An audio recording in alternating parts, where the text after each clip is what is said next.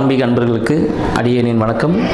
இப்பிரபஞ்சத்திற்கும் தாய் தந்தையருக்கும் என் அருமை குருநாதர்களுக்கும் என் வணக்கத்தை தெரிவித்துக் கொண்டு இன்றைக்கி நிகழ்ச்சியில் போகிறோம். இன்றைக்கி என்ன விஷயம் பார்க்க போகிறோம் அப்படின்னு பார்த்தோன்னா, புரட்டாசி முடிஞ்சிருச்சு. இப்போ அடுத்து பார்த்திங்கன்னா ஐப்பசி மாத பலன்கள். சரிங்களா? ஐப்பசி மாத பலன்கள் எத்தகைய சிறப்பை தரப்போகிறது 12 ராசிக்காரர்களுக்கும். மேஷம், ரிஷபம், மிதுனம், கடகம், சிம்மம், கன்னி, துலாமுக்கு ஒரு சிறப்பு இருக்குது. விருச்சகம், தனுஷு, மகரம், கும்பம், மீனம். இந்த 12 ராசிக்காரர்கள் பார்த்திங்கன்னா 12 ராசிகளில் ஒரு ராசியும் 3 நட்சத்திரத்தை கொண்டு இருக்கும். சரிங்களா? ஸோ இந்த விஷயங்கள் எல்லாமே இருக்கும் போது இதில் துலாம் ராசி அப்படின்னு சொல்லுவோம். இந்த துலாம் ராசி ஐப்பசி மாதத்தில் துலாம் ராசிக்கு என்ன விஷயம்? ஏன்னா எடுத்ததுமே நம்ம துலாமில் போயிட்டோம். ஏன்னா ஐப்பசி மாதத்தை துலா மாதம் அப்படின்னு சொல்லுவோம். ஏன்னு பார்த்தீங்கன்னா, கண்ணியில் இருக்க சூரிய பகவான் என்ன பண்ணுறாரு, இந்த மாதத்தில் துலாமில் சஞ்சரிக்க போகிறார். ஸோ துலாம்னு என்னதுங்க? தராசு.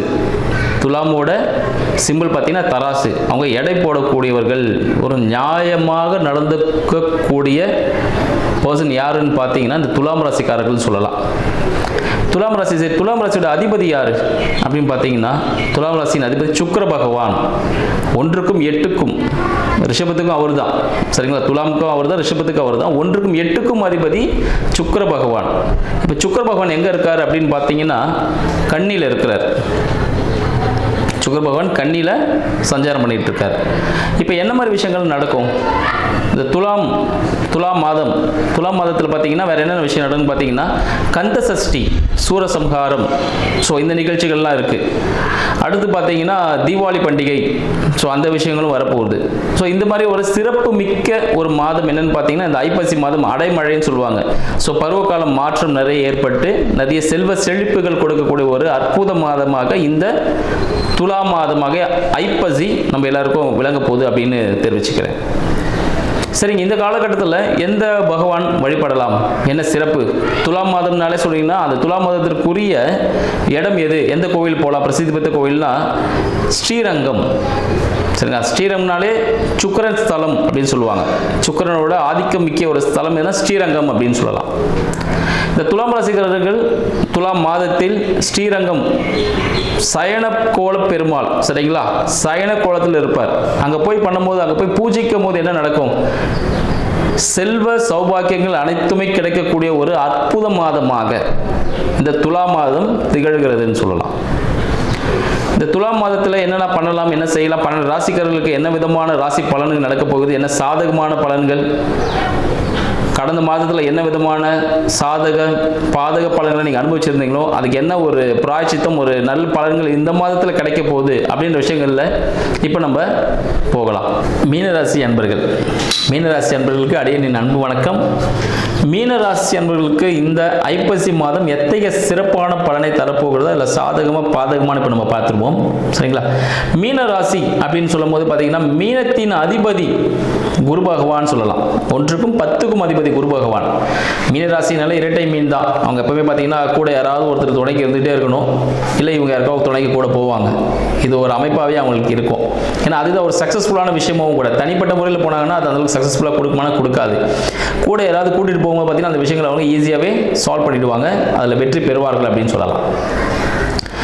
மீனராசியின் அதிபதியான குரு பகவான் என்ன பண்ற பார்த்தீங்கன்னா இந்த ஐப்பசி மாதத்தில் கடகத்தில் உச்சமாகிறாங்க. அதிசாரமாக கடகத்தில் உச்சமாகிறார். அப்போ என்ன ஆகும்னு பார்த்தீங்கன்னா, கடகத்தில் உச்சமாகும் பொழுது மீனராசியின் திங்கிங், அந்த ராசினரோட ஞாபகங்கள், யோசனைகள் எல்லாமே பார்த்தீங்கன்னா குழந்தை சார்ந்த விஷயங்கள், குலதெய்வம் சார்ந்த விஷயங்களாக இருக்கும்.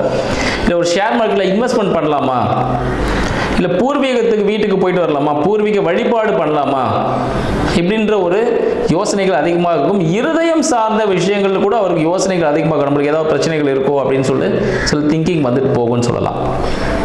ஆனால் அதெல்லாம் இருக்கான்னு கேட்டிங்கன்னா எல்லாமே ஒரு நல்ல ஒரு விஷயமா தான். ஏன்னா உச்சத்தில் குரு பகவான் இருக்கும்போது அவர் எல்லாமே நம்மளுக்கு பாசிட்டிவாகவே செஞ்சு கொடுப்பார் அப்படின்னு சொல்லலாம்.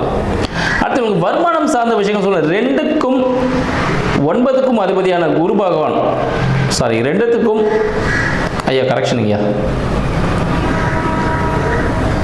2க்கும் 9க்கும் உடைய செவ்வாய் பகவான் மீனத்திற்கு 8ல் இருக்கிறார்.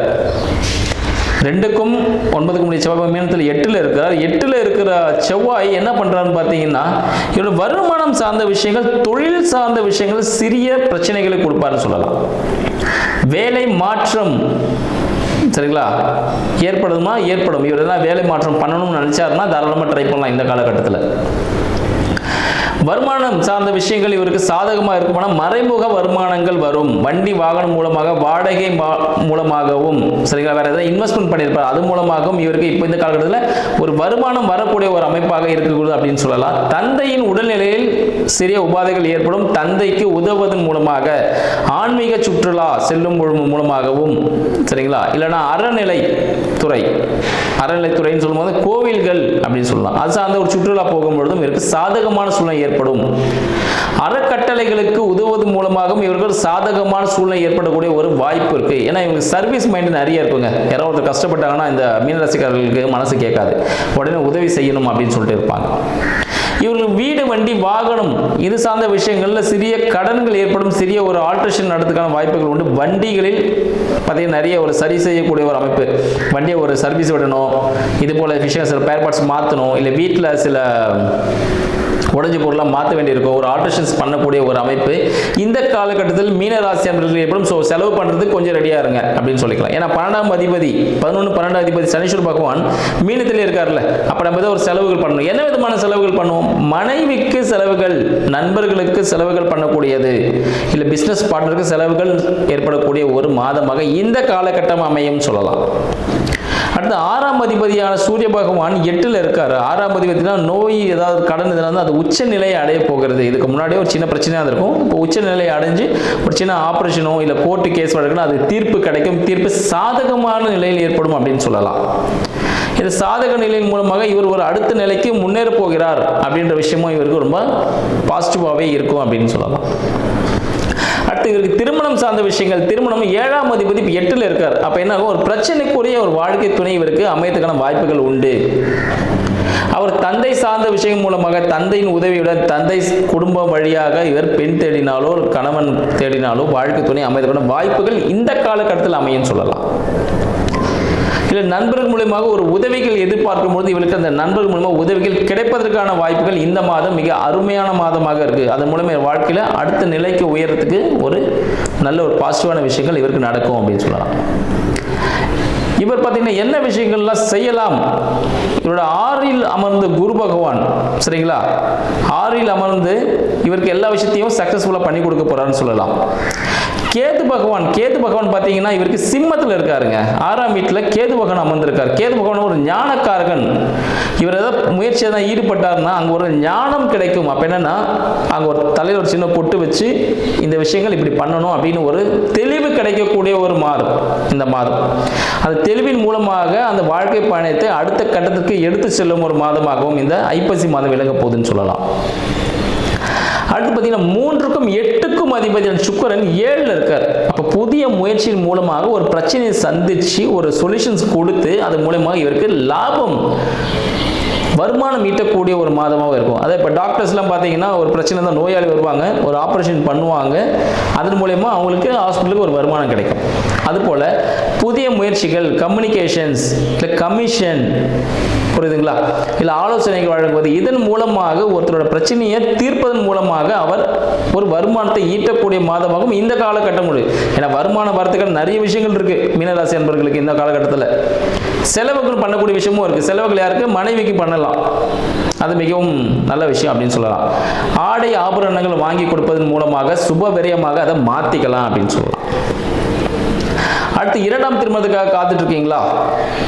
2ஆம் திருமணத்துக்கான வரன் மீனராசினர்களுக்கு தானாகவே தேடி வரும் இந்த காலகட்டத்தில் அப்படின்றது தெரிவிச்சுக்கிறோம். இல்லை கல்யாணத்துக்காக ரொம்ப நாளாக வெயிட் பண்ணிட்டு இருக்கீங்க அப்படின்னா கல்யாணத்துக்காக பொண்ணு எங்கே கிடைக்கும் அப்படின்னு பார்த்தீங்கன்னா நீங்கள் ஆன்மீக சுற்றுலா செல்லும் இடங்களில் சந்திக்கக்கூடிய நபர்களின் மூலமாக வாழ்க்கை துணை அமைவதற்கான வாய்ப்புகள் உண்டு அப்படின்னு சொல்லலாம். அப்போ ஆன்மீக சுற்றுலா கண்டிப்பாக போகணுமா? கல்யாணம் ஆகுதுங்க, கண்டிப்பாக போகணும். போனீங்கன்னா கண்டிப்பாக நடக்கும். இப்போ நவராத்திரியெல்லாம் போயிட்டு இருக்கோம் சரிங்களா. நவராத்திரி முடிச்சுட்டு பார்த்தீங்கன்னா தீபாவளி பண்டிகைலாம் வரப்போகுது. கந்த சஷ்டி விரதம் அனுசரியுங்கள். மீனராசி என்பவர்கள் கந்த சஷ்டி முருகப்பெருமான் வழிபாடு செய்யும் பொழுது வாழ்க்கையில் முக்கிய விஷயங்கள் கைகூடும். இவ்வளவு நாள் தள்ளி போயிட்டு இருக்கா, லேண்ட் விஷயங்கள் தள்ளி போயிட்டு இருக்கா, வீடு கட்ட முடியலையா, வண்டி வாங்க முடியல, வண்டியில் ஒரு பிரச்சனையாவே இருக்கா, உடலில் ரத்தம் சம்பந்தப்பட்ட பிரச்சனைகள் இருந்தாலும் கந்த சஷ்டி விழாவினை நீங்கள் அனுசரிக்கும் பொழுது, விரதம் இருக்கும் பொழுது இந்த ஐப்பசி மாதம் தங்களுக்கு மிகப்பெரிய யோகத்தை தரும் மீனராசி அன்பர்களுக்கு சொல்லலாம்.